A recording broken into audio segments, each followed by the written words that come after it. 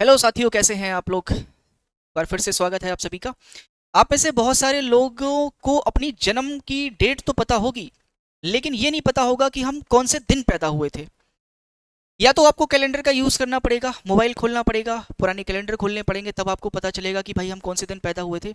लेकिन ऐसा करने की ज़रूरत नहीं है आपको। मैं एक आपको ऐसी निंजा टेक्निक सिखा दे रहा हूँ कि आप अपनी डेट ऑफ बर्थ से पता लगा पाएंगे कि आप कौन से दिन पैदा हुए थे।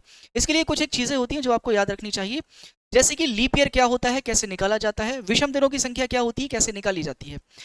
चलो मैं एक सवाल के माध्यम से या फिर एक डेट ऑफ बर्थ के माध्यम से आपको समझाने की कोशिश करता हूं कि जैसे मान लो किसी का जन्म 10 अप्रैल 2006 को हुआ है। अब उस दिन दिन कौन सा रहा होगा, अगर ये हमको निकालना हो तो हमें चलना पड़ेगा भाई जब से कैलेंडर बना था तब से।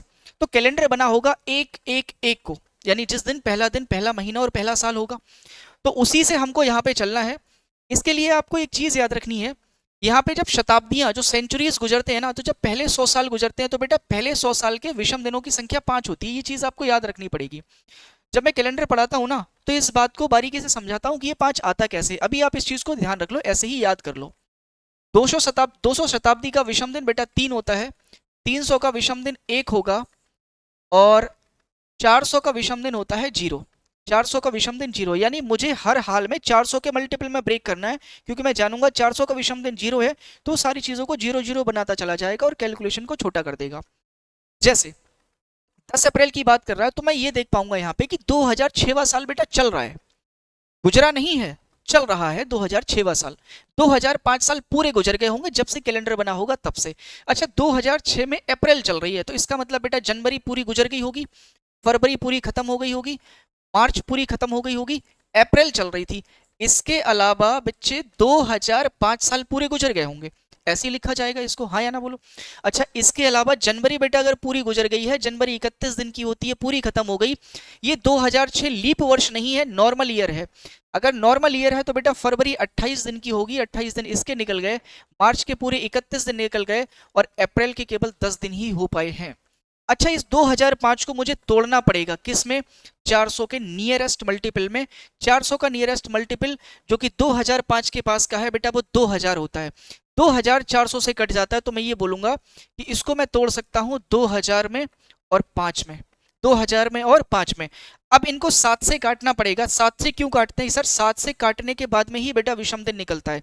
7 से काटने के बाद में जो भी शेष बचता है वही विषम दिन होता है, यानी ऑड डेज। तो मुझे इसके ऑड डेज निकालने हैं। 7 से काट के रिमाइंडर निकालोगे 3 बनेगा, 7 से काट के रिमाइंडर निकालोगे 0, 7 से काट के रिमाइंडर निकालोगे 3, 7 से काट के रिमाइंडर निकालोगे 3। ये तो 0 हो ही चुका है, क्योंकि इसका भाई ऑड डे पहले से ही 0 पता है मुझे। 400 का 0, 400 के जितने भी मल्टीपल्स होंगे, 400, 800, 1200, 1600, 2000, 2024, सब 0 हो जाएंगे। बेटा ये है 5 साल, मैं बता दूं ये 5 साल है, ये विषम दिन नहीं है। साल में विषम दिन कैसे सर? साधारण वर्ष में 1 विषम दिन होता है, लीप वर्ष में 2 विषम दिन होते हैं। तो ये 5 सालों में ये 5 विषम दिन तो होंगे ही होंगे, साथ में इसमें एक लीप ईयर भी आ रहा होगा जो कि 2004 वाला होगा। और लीप ईयर निकालते कैसे हैं? इसको 4 से भाग दे दो, 4 से भाग दे दो, जितनी बार भी भाग जाएगा उतने लीप ईयर होंगे। इसमें लीप ईयर कितने आएंगे सर? 1। लीप ईयर को एक्स्ट्रा इसमें शामिल कर दो, क्योंकि लीप ईयर की वजह से विषम दिन 1 बढ़ जाएगा। सबको ऐड कर लो, 3 और 3 6, 6 6 3 9, 9 और 5 14, 14 और 1 15। बेटा जब कभी भी ये वैल्यू 7 से बड़ी आएगी ना, आपको फिर 7 से भाग करके शेष निकालना पड़ेगा। शेष आता है बच्चे यहाँ पे 1, शेष आता है यहाँ पे 1। क्या इस सवाल का आंसर आ चुका है सर? अभी नहीं। आपको पता है कि जो दिन है वो मंडे से शुरू होते हैं। Monday, Tuesday, Wednesday, Thursday, Friday, Saturday और संडे। अंतिम दिन होता है संडे का और पहला दिन होता है मंडे का। तो 1 2 3 4 5 6 7। अगर लास्ट में आपकी वैल्यू 4 आती है, आपका लास्ट में विषम दिनों की संख्या 4 आती है बेटा, तो आंसर होगा थर्सडे। विषम दिनों की संख्या 3 आती है, आंसर होगा वेंसडे। विषम दिनों की संख्या 5 आती है बेटा, आंसर होगा फ्राइडे। यहाँ पे अपनी विषम दिनों की संख्या कितनी आई है सर? 1। 1 का मतलब इस सवाल का आंसर होगा मंडे, यानी जो भी व्यक्ति 10 अप्रैल 2006 को पैदा हुआ था, इसका मतलब वो मंडे को पैदा हुआ था।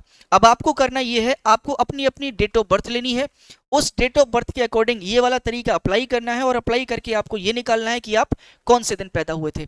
तो आप किस दिन पैदा हुए थे, अपनी अपनी डेट ऑफ बर्थ प्लस उसके आगे अपना दिन का नाम लिख के कमेंट बॉक्स में जरूर बताएं।